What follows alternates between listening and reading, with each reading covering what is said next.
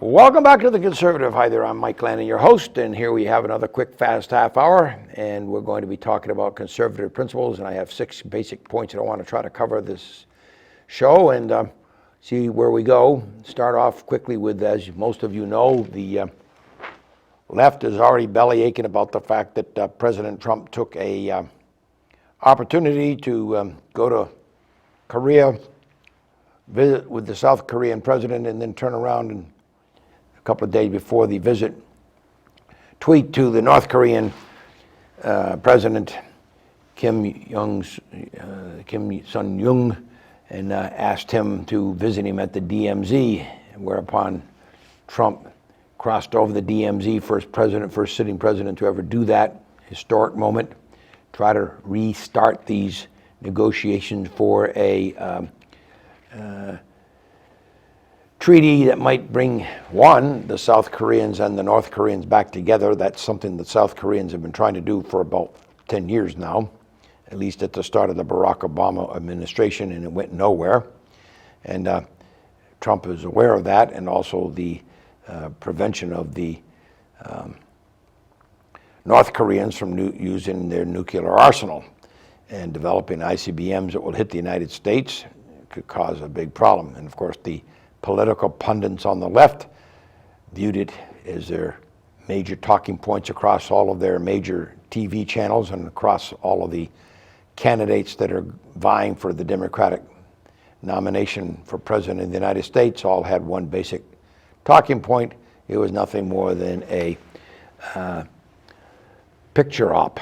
Well, that is so narrow-minded because 1945, and since 1945, when we drew that DMZ zone, came to a end of a war with no peace treaty, just a truce. In other words, that means that both nations still at war. It's just a truce, just a white flag held between two countries abstaining from war. That means that you could go to war faster there in the DMZ than you could anywhere else because there is no need for Congress to do anything. The war is already declared. So people seem to forget those kinds of things and realize that that's a very dangerous zone there because should the North Koreans decide to explore the possibilities of dropping rockets with nuclear warheads on them, either at the United States and or anywhere else in East Asia, we could have some serious problems. Last time I knew that when Trump became president of the United States, and Obama told him that he felt that after all the 8 years of his administration, that was the most significant problem in the world, North Koreans, because at that time they were significantly building up their nuclear power, testing the nuclear bombs, testing their ICBM machinery, which are rockets that have intercontinental, that's what ICBM stands for, intercontinental ballistic missiles, the ability to get up into space and come back down rapidly anywhere in the world. Certainly the United States has them, China has them, certainly Russia has them, and probably other countries too, but those are the 3 major countries that have ICBMs that can touch anywhere in the world at any time with the computer electronic capabilities of delivering those rockets. Matter of fact, the United States and Russia, and probably China also have the ability to deliver more than one warhead to a rocket. So how would that work? The rocket takes off, and when it gets ready to launch its nuclear warhead, it can launch 25, 30 of them off the same rocket. Very neat. So you get 30 nuclear bombs, and it's going to be pretty hard to stop them. Well, since 1945, the inability for us to prevent any kind of a war in North Korea since the truce, which was sometime between 1945 and 1950. The date kind of slips me, but if you recall, we've had nothing but animosity there since. Every president has tried to cause the North Koreans to capitulate. They have never done that, even though right now we've got the biggest sanctions we've ever had on that country, and their people are really feeling the pressure of it, and there is an economic downswing in their economy, and it has been for years. So obviously they have learned to survive in a starvation mode, and that's not without inability. There's lots of countries in this world who have that, they live like that, okay? So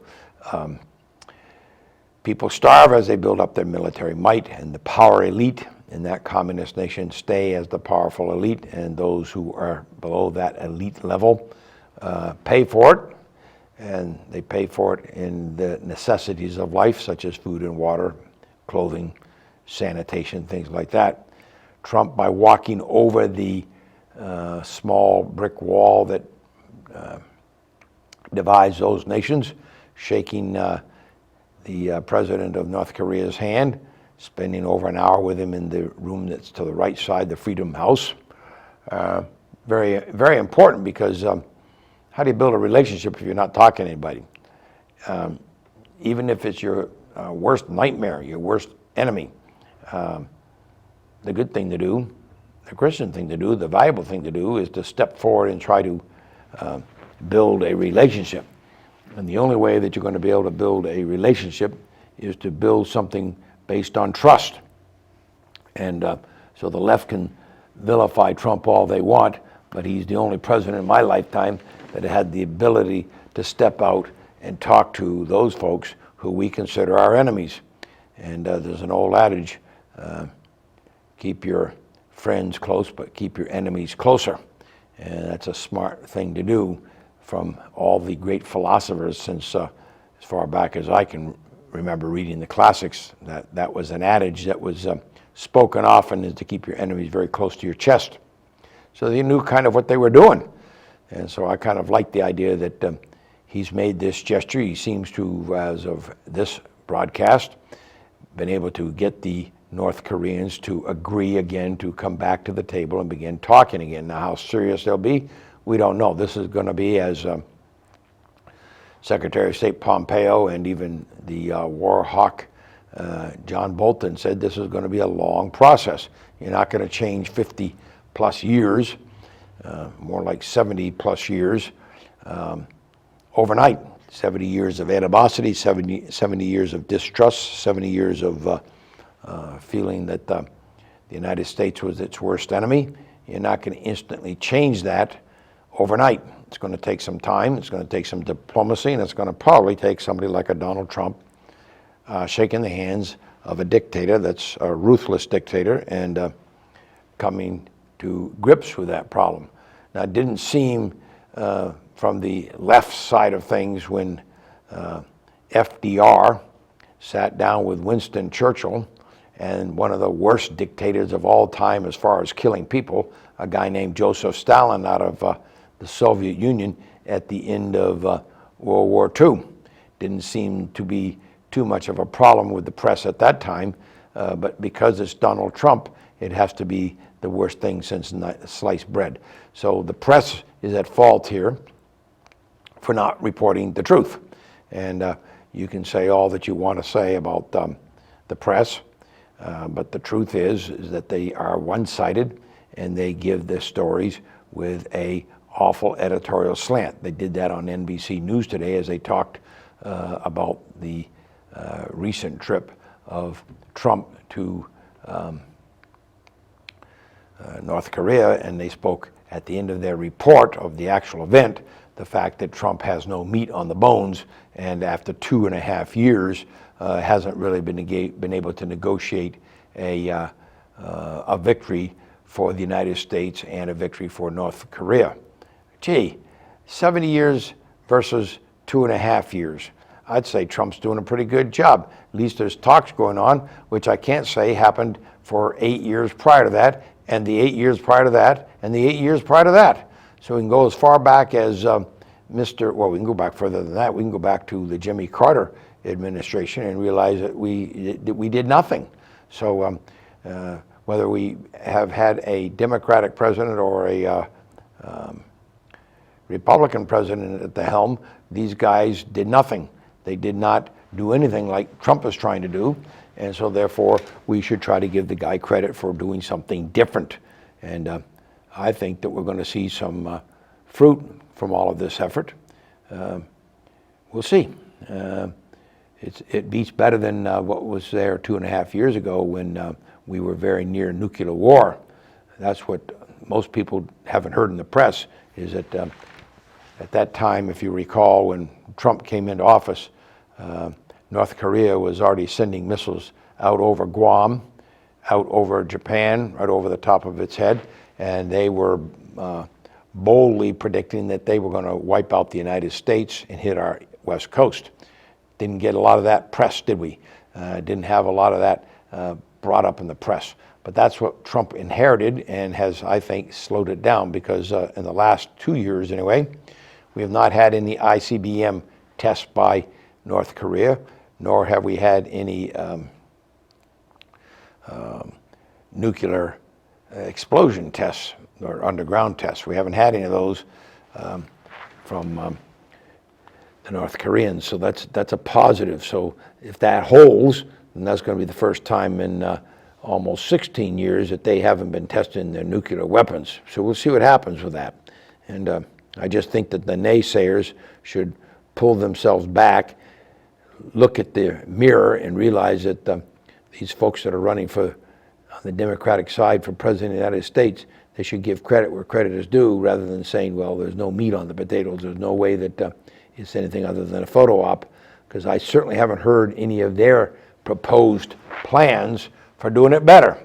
And that would certainly be something that I would look forward to when I was trying to find out whether or not I was going to vote for Donald Trump, or I was going to vote for whoever becomes the Democratic nominee for President of the United States, or any of the other 6 candidates from other parties that might be running.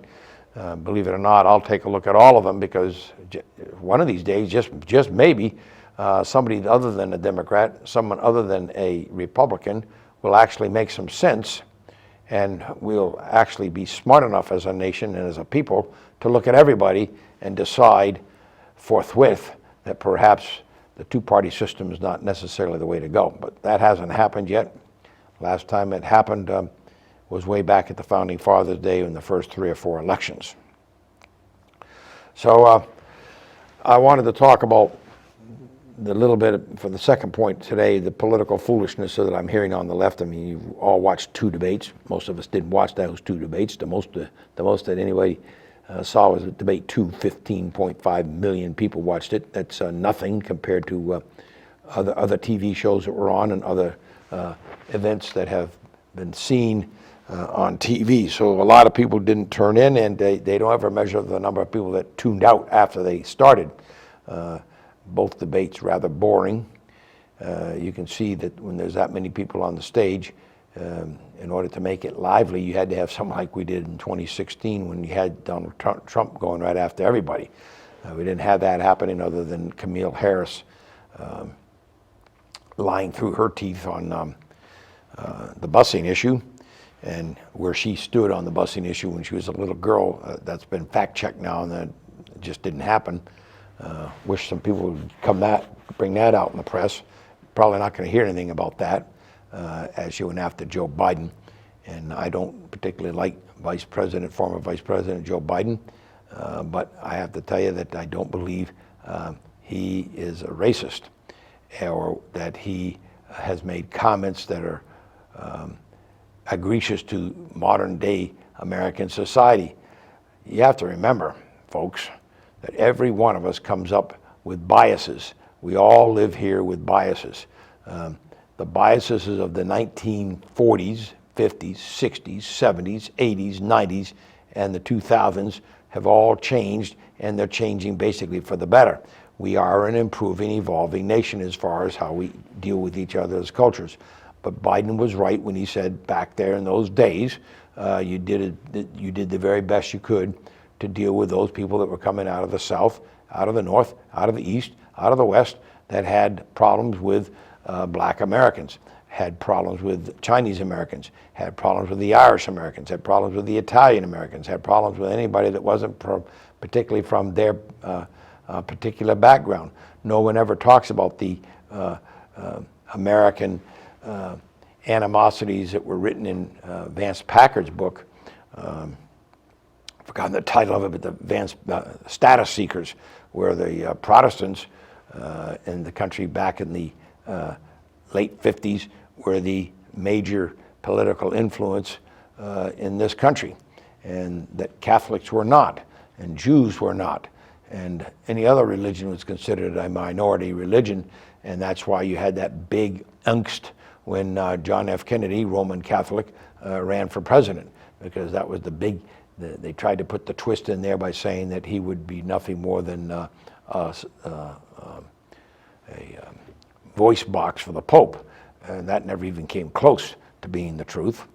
And I find it very interesting that a card-carrying, sheet-wearing Ku Klux Klan member, Senator Byrd from West Virginia, was one of the best pals of Teddy Kennedy, and they had to make all kinds of Democratic deals in the Senate when they were there, and nobody seemed to really yell and scream about it. So it's that hypocrisy that we continue to hear me talk about, and that hypocrisy of people having such short memories that they were also involved in these kinds of situations, and now their party, and remember, the party of black Americans being freed is the Republican Party. That was the party of Abraham Lincoln. The party of segregation, the party of Jim Crow laws, is the Democratic Party. You can all look that up. So when you're listening to a Democrat say how great they are, that's not moral superiority. And when you hear Republicans say how great they are, that's not moral superiority either. The moral superiority comes from the Founding Fathers' belief in this nation operating under the Judeo-Christian principles. That's where we should be looking, rather than looking to the state, the government, to declare our moral principles. And that's what's happening right now. You're having the man declare the moral principles, when in reality the Founding Fathers believed that the moral principles were found in one holy book they call the Bible. Unfortunately, today people would, and they are yelling and screaming that we should find it in the Quran, and whatever other ancient texts of the 5 large religions would be. I'm not going to name those here, but the 2 big ones in this country right now that are at odds with each other, because sheer law comes out of the Quran, and that's what some communities and some liberal judges in this country are allowing. That is fractionalization of the nation. And when we begin to have what we call the multicultural, multilingual nation, rather than having one language, one culture, that's the beginning of the downfall of the country. We've been around 245 to 250 years now as a country. Probably aren't going to make it as long as Rome did. And yet we have been able to make the greatest economic machine ever known by man and devised by man. And I believe that's because of divine providence. You guys can look that up and see for yourself. But those who feel that that divine providence is now government providence, strictly from the legislative branch or the judiciary branch or the presidential branch or the executive branch, all 3 of those in consort, declaring how you will conduct your life, more and more so of your God-given rights are being taken away. And that's what the libertarians are screaming and yelling about when you hear the people far on the right saying, be careful, you're losing your rights each and every day, slowly but surely. You're giving them up for the freedom to know that the government will take care of you. Absolute foolishness. And that's exactly what was talked about on the debate stage when they all raised their hand and said that they would support giving your dollars to illegal immigrants for full health care coverage.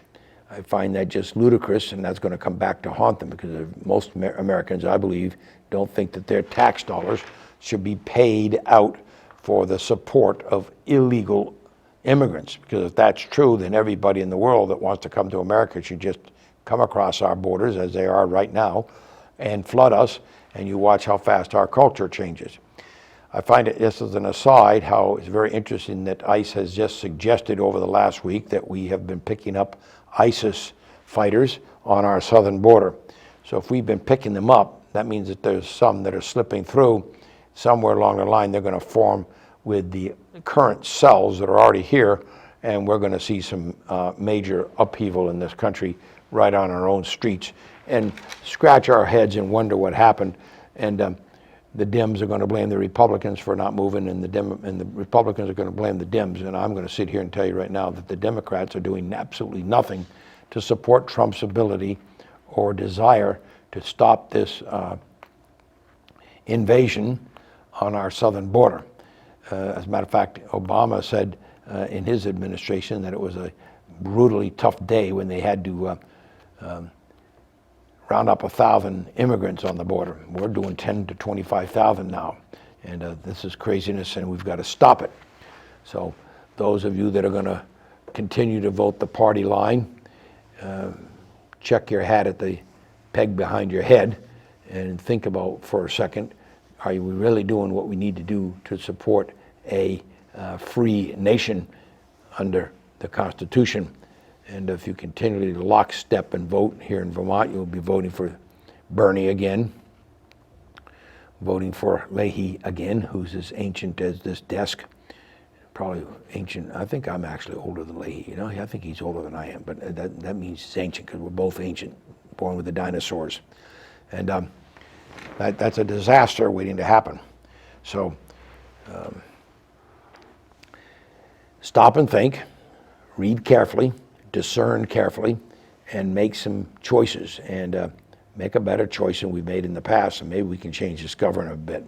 It'd be unbelievably positive to see Vermont make a change and put some Republicans in the House in Vermont and put some Republicans in the Senate in Vermont so we could have a balanced government up there. We have an unbalanced government right now, and slowly but surely you're going to see more and more of your rights being eroded. And if you live right here in the community that is broadcasting this particular show, then all you have to do is get in your car and drive on the streets of this city, and you can see more and more houses up for sale. And worse than that, houses up for sale, people have already moved. The houses are empty. So that's an amazing, I'm gonna say 40% of all the houses that are up for sale right now, people have already left them and moved on. So we have some serious problems that we better overcome here, but you're not going to overcome them by doing the same thing that we've always done. So there's an old adage that states that if you do the same thing today, tomorrow, that you did yesterday, then you're going to get the same results. And those results are devastating to this state right now. And all you have to do is take a look at what's going on. And it's like the story I told you about the frog in the pan of hot water. As you slowly heat the pan up, the frog has the opportunity to get out immediately as the pan is heating up. But once it gets too hot, he can't get out. And so he gets boiled to death right then, that water. So keep that in mind. That's what's happening. We got a slow boiling going on, and it's been going on now for almost 50 years in this state, and it's coming to the point now where it's going to really boil and boil over, and then everybody's going to scratch their head and say, what happened, what happened, what happened? One of the things that happened is that those people that are listening to this show don't get off their couch and go do something. I've said that before. You've got to get off your couch and go talk to people and convince them that what they're doing right now is wrong. Yeah, you have to become sort of like a disciple or an apostle, because right now you're going to be probably vilified for daring to speak ill will of what you see going on.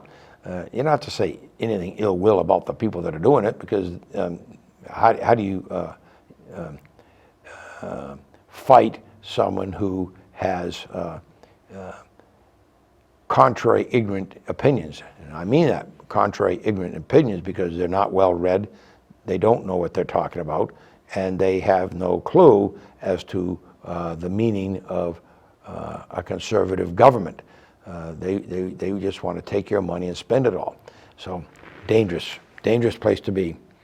So think about that when you think about Bernie and what he said the first debate when they asked him point blank, and he went round and round and round. They narrowed him down when he said, yes, in order to have this all-inclusive health care, he would have to raise taxes on the middle class.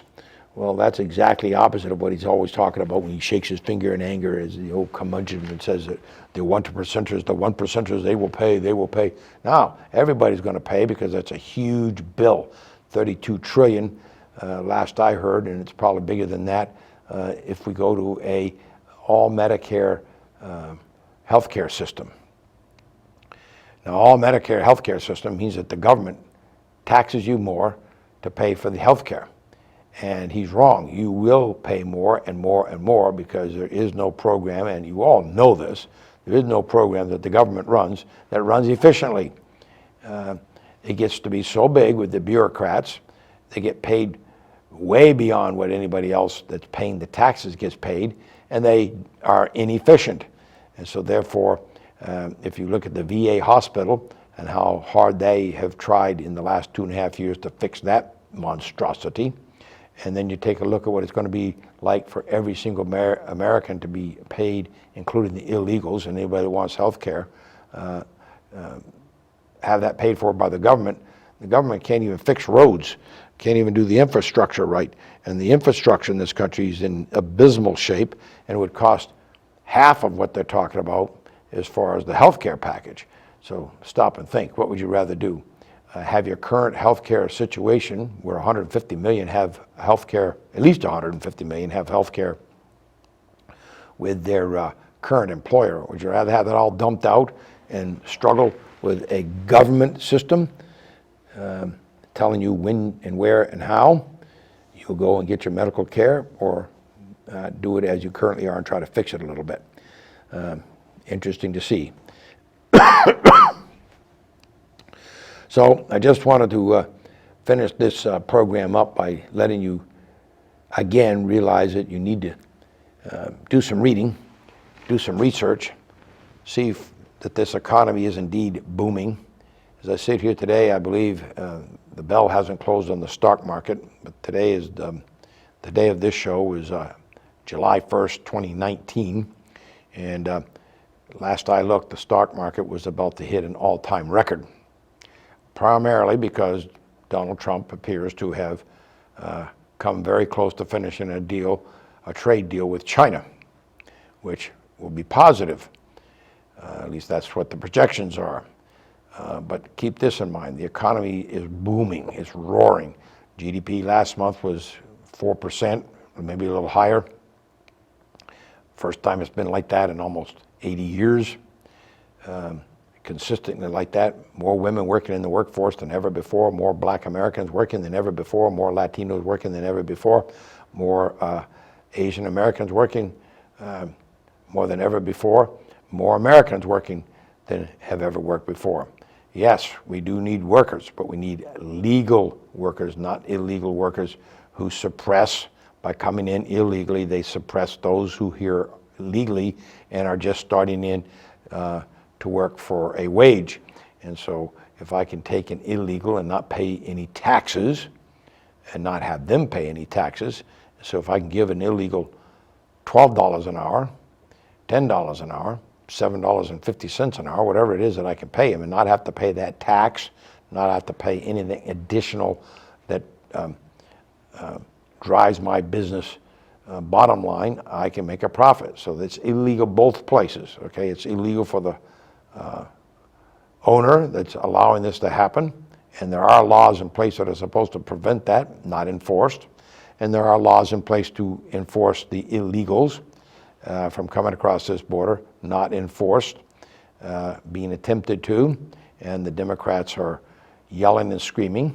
And all you have to do is go back and see what Chuck Schumer said when Obama was working there, and what Obama said when he was president of the United States, and you can see what they're saying today has absolutely flip-flopped from what they said when Obama was administrator and executive, the president of the United States, when he was basically saying that it was just a wrong thing to do to have illegals. That's both Chucky Schumer and Barack Obama having said that. That's a great thing about the instant news today. You can go back and see exactly what they said, and then have them. But of course, nobody ever asked them. You remember in such and such a date, this is what you said, and now you're saying this. I have people see me on the show and will ask me to explain a position a little further. Why don't we do that to the top-end politicians? Well, made 3 of the 6 points I wanted to make today. The half hour has come and gone so fast. Unbelievable. Thanks for watching. See you next time, and see you on the streets when you're talking to me about my show. Thanks a lot. Bye now.